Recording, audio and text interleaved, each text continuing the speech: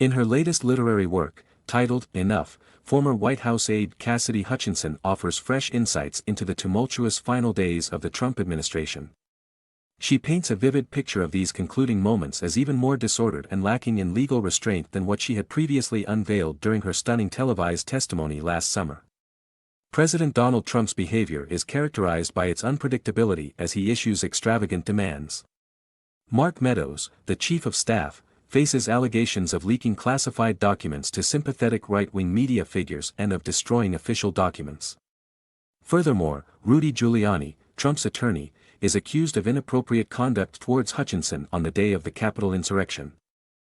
Hutchinson's book also unveils prominent Republican figures, including Speaker Kevin McCarthy, privately acknowledging what they refrained from publicly stating: Joe Biden had indeed won the presidential election and Trump had lost. From the very outset, there were signs that integrity was not the foremost concern.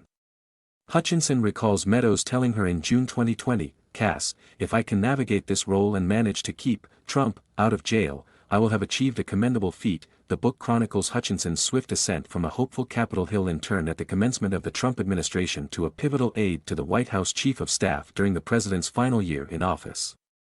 Hutchinson's testimony before the January 6 committee provided an insider's account of Trump's actions, or lack thereof, on January 6, a pivotal moment in her personal struggle. Hutchinson depicts the Trump world as bearing an uncanny resemblance to a criminal organization, where loyalty takes precedence over all else.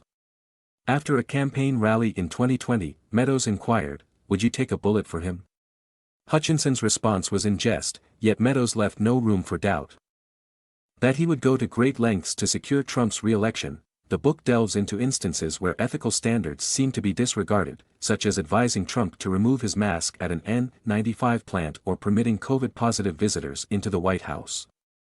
It also reveals covert meetings on the campaign trail, like Meadows' meeting with Hunter Biden's business associate Tony Bobulinski. Hutchinson's skepticism about those she worked alongside intensified after the election, particularly during Giuliani's controversial press conference.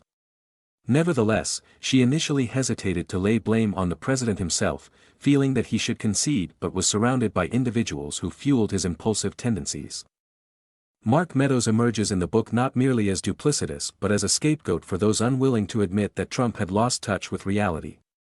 Director of National Intelligence John Ratcliffe expressed concern about Trump's erratic behavior, noting his proclivity to acknowledge defeat one moment and then backtrack. Hutchinson's narrative encompasses details about chaotic episodes in the White House, including the incineration of documents in Meadows' office fireplace.